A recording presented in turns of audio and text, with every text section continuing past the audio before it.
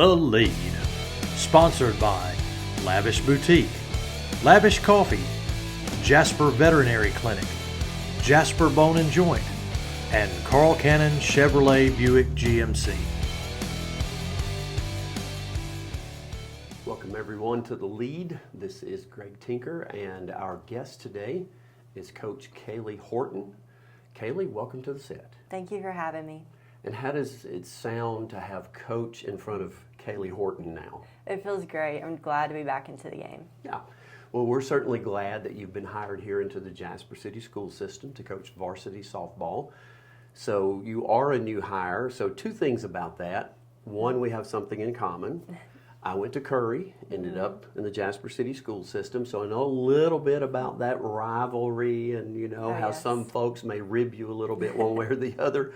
But when it comes to work and earning a living, right, that changes the equation a little bit. So first of all, how's that gone in terms of your classmates and others who've said, Kaylee, you're coaching at Jasper, what's up with that? Oh yeah, everyone's been very supportive. So yes, I'm just happy to be there coaching the game, getting back into the game. I miss the competitiveness, and I'm here to help the girls achieve their goals because I got to achieve mine, so I want to help the younger generation help achieve theirs too.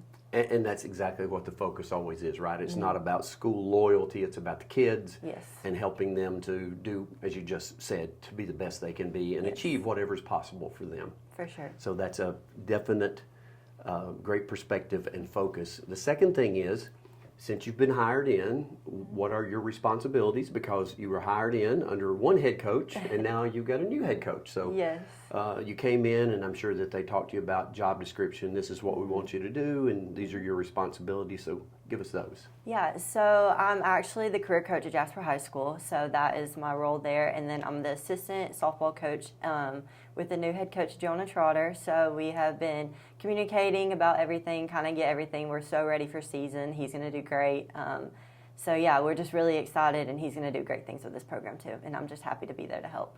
So will that include any junior high responsibilities, or is it strictly JV and varsity? Yeah, so we're going to be, all of the coaching staff is going to help with every single JV, junior high, varsity. We're all going to be there to help because it's not just varsity, it's about the younger generation because they're going to be varsity and they're going to look up to those girls too. So we're there to help everyone. And you've had experience with that, of course, because you've been playing softball a long time. I don't know, you can tell us at what age that started, but from 7 through 12, you played at Curry. Yes. So talk a little bit about when softball started for you, and then when you got to Curry, how quickly you made the varsity team, and just kind of, if you will, as compactly as you can, talk about that experience. Yeah. So I started playing actually baseball when I was young, about like 4. That was before softball really got really big. But and admit it, you were faster than all the boys, right? Oh yes, yes. Right. Sure. I wanted to beat all the boys out. Sure. But yeah, so then I transitioned into softball probably about like 6, 7 years old. And so that just kind of transpired, and I just knew I fell in love with the sport right away, like at a very young age, and I just had goals for myself that I wanted to achieve. And so then I made varsity at Curry in 8th grade. That was not very known about middle schoolers making varsity. So that was like one of my goals. And then I wanted to win state championships and go to college and play at the collegiate level. And so that was my career. So I was very fortunate for that. So at Curry, you made the varsity in 8th grade. What position or positions did you play? And at the plate, what was your success like there in terms of batting average or that kind of thing? Yeah, so I started off playing a little bit of outfield, second base, and then ended up playing shortstop most of my career at Curry. And then in the batting, I actually am the second, I think still to this day, I hold career batting average. It was like a 613 in high school, and I think I'm second in the state. I don't know how that's not first. 613. So that means out of every 10 appearances, you got on base at least 6 with a hit. Now, you might have walked otherwise, but that is just That's unbelievable, Kaylee. I was not aware of that, but that is extraordinary. Thank you. Yeah. So with you playing shortstop, hitting for that kind of average, you guys had success. So you win 2 state championships. Were those consecutive championships? Yes, 15 and 16. We went back to back my junior and senior year. So you obviously were surrounded by a lot of good players at that time. Oh, yes. And for some sure. who went on to play at the collegiate level besides you. So Yes. who were some of those young ladies that went on to play? Yeah, so Ashley Swindle, she ended up playing at Auburn, and we had Justice Perry that played at Auburn. We had Haley Lane my junior year that played at South Alabama. We had Emily Aaron that went to UNA. And we had Kiana. We had a bunch of girls that ended up, even the younger girls, ended up going to play. But I was just very fortunate to have those girls surrounded, and we had great team chemistry because that's what it's all about. And we all had the same mindset. Yeah. Well, you've played enough to know that you have to have really good players. But even if you have really good players, if you don't get along, then it can be a giant mess. Oh, yes, for sure. And we had that great team chemistry. Like, we all were there for each other, like, on and off the field. Like, it was just great. Still in contact with each other, some of them. Yes. Oh, that proves the point then, right? Yes. So a lot of success, and many colleges will recruit shortstops and center fielders. That's who they want. And so you got recruited. Talk a little bit about that process as a high schooler and the fascination with all of that, getting letters and text and however else it's done nowadays. What was that process like? So the recruiting process is a lot of fun, but it's also very stressful because like you're competing against all the girls across the United States and trying to go to your school and earn a spot with even the older girls that already have been having a spot. So it was I was very fortunate though. I had my great travel ball organization, the Birmingham Thunderbolts, that kind of helped it and made it a little bit easier for us because it was a top organization in the country. And so I was actually looking at committing to Auburn before then I stepped on Ole Miss's campus, and it was just like, I was like, this is home. And I just knew it as soon as I stepped on campus, and I was just like, this is where I want to play. So I ended up choosing Ole Miss.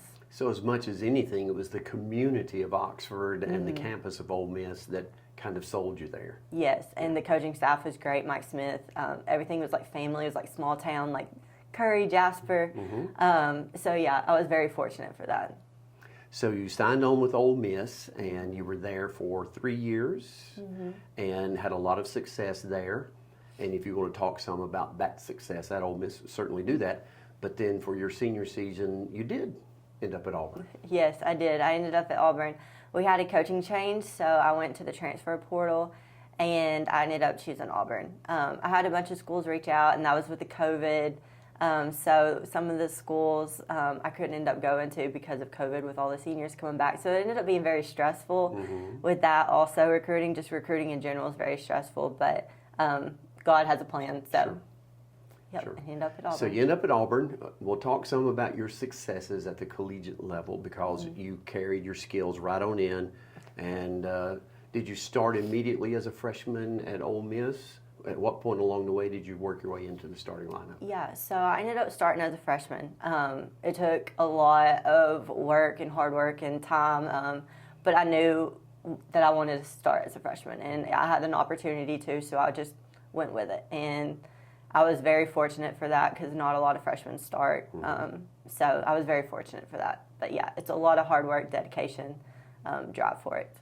So we'll talk some about your achievements on the collegiate level, but for kind of behind the scenes for folks who haven't played at that level and don't know much about it, what in your perception was the biggest difference? Now obviously the talent level, so we'll put that aside, okay, because the talent level, but what was the biggest difference between the collegiate and high school level? So you come from high school, obviously a lot of success, 2 state championships, and recruited into a D1 school. But once you get there, what's the difference? What jumped out at you as, oh, this is different? Yeah, honestly, the schooling. Trying to balance traveling all the time and getting your schoolwork done because you miss a lot of class. And that's what a lot of people don't know about is that you have to miss a lot of class. So you have to stay on top of your studies because our coaches, they look at grades first. And, like, that's a big thing. So you have to have that. You have to do your study hall hours. There's a lot of behind the scenes that people really don't know about. And schooling was the hard thing for me at first, just trying to get used to that adjustment, having to find time for tutors and study hall and meeting with classmates like, hey, like, will you take notes for me because I'm going to be gone, making those relationships with your professors, saying like, because in February it's preseason, so we play in California, Mexico, Florida. We're not playing close to home. And so that was the big thing for us, is that we're missing a lot of school. And then you come back, you have a test, and you're like, what am I learning? So you had to make that adjustment. So that was like the biggest thing for me. Yeah, you weren't just going to Oakland to play a game, were you? No. Traveling across the country. Yes. So what a lot of folks don't know is that the sport that misses the most class, the two sports, I guess I should say, are softball and baseball, because you play a fall season and you play a spring season and you play lots and lots of games. Yes. You know, in football you might miss some class, but you're mostly on campus and you play, 12 games. Maybe you play a bowl game. And in basketball you play 30 or so. But in softball, I don't know what your final largest number of games in a season was, but you can play 60 games in a season, right? Yes. And so you're gone a lot. Yes, you are, because you have midweeks, you have your 3-game series, you're like traveling all the time. Mexico is a week-long trip, week and a half long. Like, it was crazy. We were gone a lot. Yeah. Well, obviously you succeeded in that because you're a college graduate.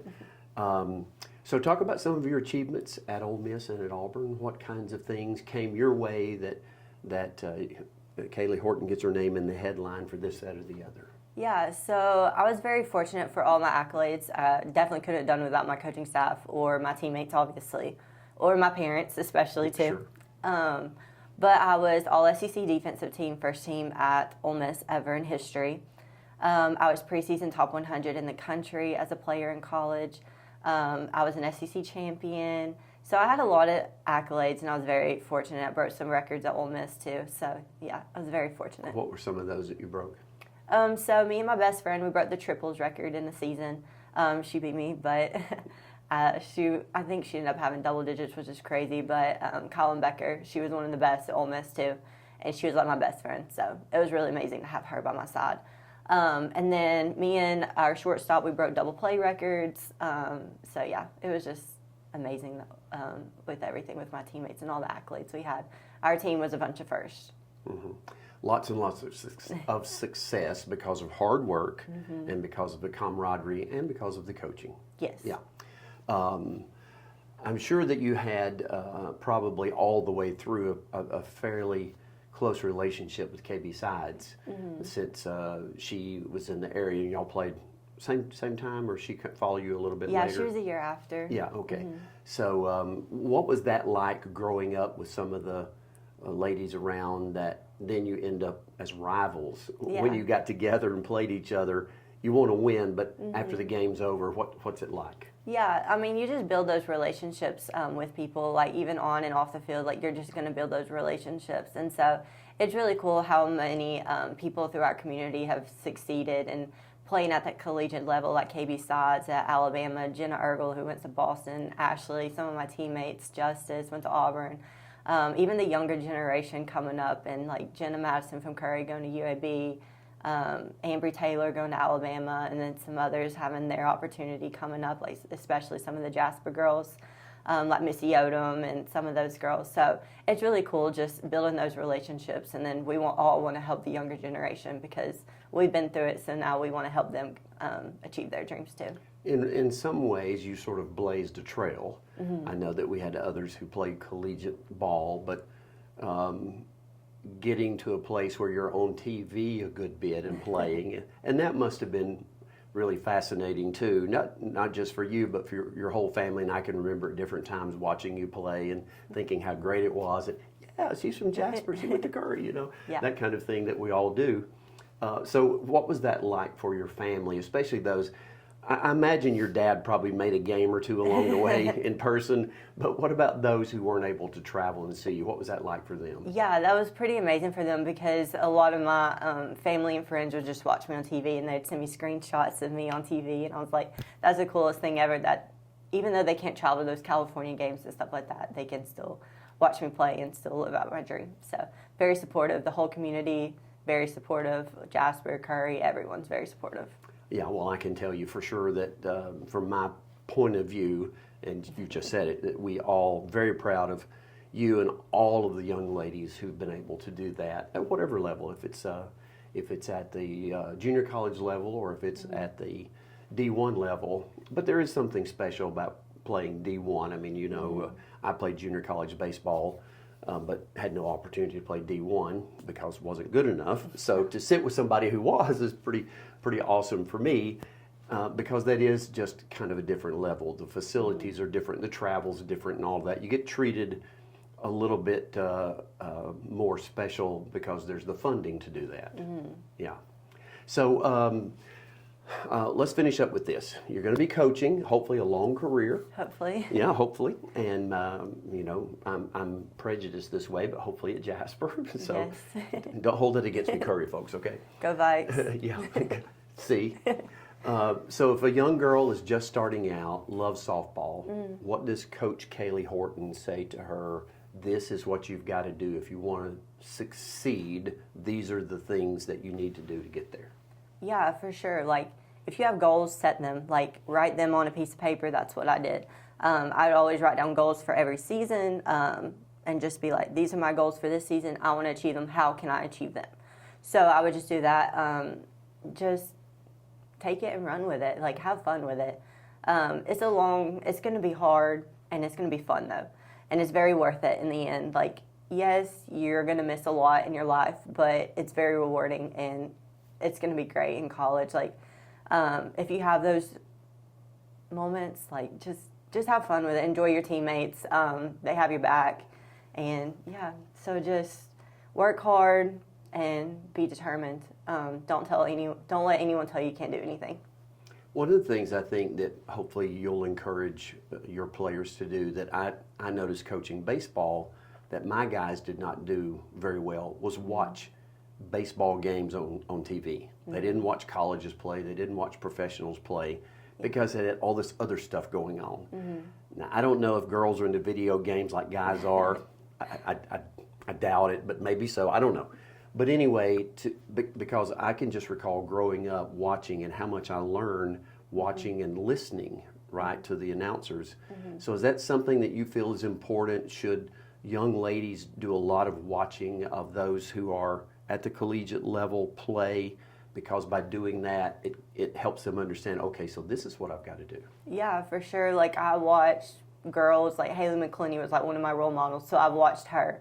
And then I was very fortunate to play with Caitlin Boyd. She was a 3-time All-American at ASU. She ended up being my coach, so I grew up watching her too. So yeah, just watch the girls on TV because that's the way you learn the game, like learning by watching and then you apply it. So yeah, learn, take it in, soak it in with the coaching staff, anyone. Soak it all in and be a sponge because it will very, very, very, very much benefit you. And I think you said something important a couple of times before that. Have fun. Yes. Right? Have fun. Have fun along the way. Work hard, but have fun. Now, you can't have fun if you don't work hard, so they go together, right? Yes. If you goof off and you're not really into it, then having fun is not going to come your way because you're not going to win a whole lot. But if you work hard, then you can have fun because hard work produces winners. Yes. And that's why I'm talking to you because that's who you are, a person who worked hard and is a winner and learn to have fun in the process. Well, thank you. Part of our fun is having everyone sign the poster behind you, so if you would do that for us, we'd appreciate it very much. I will. Sign it how you want, but you might put Coach Kaylee Horton on there, see? I'll put Coach Kaylee Horton. That'll be great. While she's doing that, I'll just remind you that 78 Magazine is produced every other month. And you'll find it all around Jasper and surrounding areas. It is a magazine that captures stories from those in our area, and it's free. It says free to a good home. So pick one up and take it and read it from cover to cover. The photography is fantastic, the writing is fantastic, and the subject matter, those who are interviewed and profiled, they are absolutely wonderful. So make sure you pick up a copy of 78 Magazine. I'm sure somewhere along the way, as Kaylee begins her coaching career, she and Coach Trotter may have an article about what's upcoming now that they've won a state championship, and now that Coach Hall has retired from coaching, so she can watch her son play baseball. Then they're going to know, all right, how we're going to follow this up, right? So I'm sure at some point there'll be an interview in that way. It's been wonderful this afternoon to have Kaylee Horton with us, a state champion and then a high achiever at the collegiate level, an SEC championship. It's been our honor to have her with us on set today. Kaylee, thank you so much for coming and sharing with us. It's just been a fantastic afternoon. So this is Greg Tinker for The Lead saying good afternoon. The Lead, sponsored by Lavish Boutique, Lavish Coffee, Jasper Veterinary Clinic, Jasper Bone and Joint, and Carl Cannon Chevrolet Buick GMC.